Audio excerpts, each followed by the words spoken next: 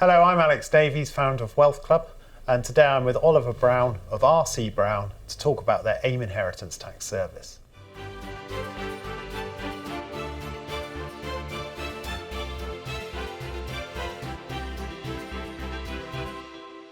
Hello, Oliver. Hi, Alex. First off, just tell me about your AIM Inheritance Tax Service. What's it aim to do for investors? Yes, so our AIM IHT portfolio, we invest in around 25 to 35 AIM listed stocks, and as long as an investor holds those for at least 2 years, that portfolio for at least 2 years, then it should fall outside the individual's estate for inheritance tax purposes. And tell me about RC Brown and your own career. So RC Brown was founded in 1990. Historically, we managed mandates for clients such as pension funds and charitable trusts. Over the last decade or so, we have expanded into the private client area and more recently into the AIM IHT service. I'm a chartered accountant and I've been with the firm for 14 years, and I also manage a UK equity fund. What types of companies do you look to invest in? What are the key characteristics? So we like companies that preferably make profits. We like companies with good management who underpromise and over-deliver, companies with a good track record. And we like companies that have got some sort of a niche in their sector that should allow them to protect their margins, perhaps even grow them. And you generally invest in primary opportunities, is that correct? Can you sort of tell me a bit more about that and what that means? Yes, so primary opportunities, we like to invest at the stage that a company is raising money. The reason for this is that when a company wants to raise money, i.e. issue new equity, it has to open its books to us and other potential investors, so we can be as confident as we possibly can be that the company is in the state that it says it is in, and that should reduce the potential for sort of nasty outcomes further down the line.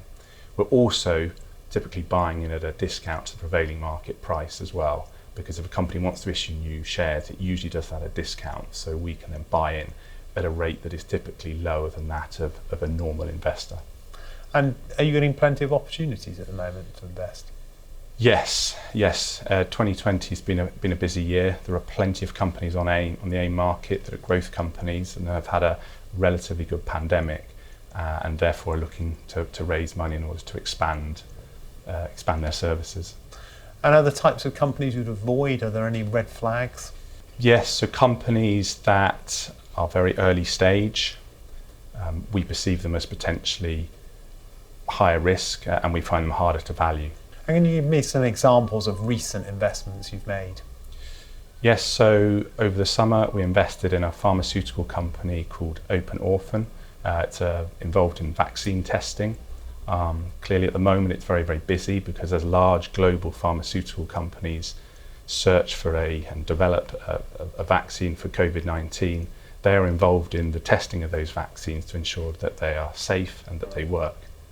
It's a company that has got good growth prospects. It's in a good niche at the moment, a good area of the market, and we think they'll continue to do very well. And any other examples? Yes, earlier in the year we invested in a company called FRP Advisory. It raised money at IPO. It's a debt and restructuring advisory company. It raised money in order to expand its offering in the UK, its geographical footprint. We like the valuation, we think it's modestly valued, and given the current economic climate, it's clearly a very busy company as a lot of companies are having to get advice on their debt. And are there any older companies in the portfolio that you want to talk about that are doing well or maybe not so well? So Gamma Communications, which is one of the largest companies on the AIM market, it's a telecoms provider to small and mid-sized enterprises. It IPO'd back in 2014 at below £2. They now trade at over £16. It's grown its profits consistently and has more recently moved into the European market. And what attracted you to that company in the first place? Well, it had a good track record, and we felt the reasons for why they were raising the money was appropriate, and we we felt that we had a good management team, and clearly the SME market wasn't very well serviced by the larger incumbents such as BT. And what about things that haven't gone so well? So I'm pleased to say we haven't had any disasters, but like any portfolio, there are components that will underperform.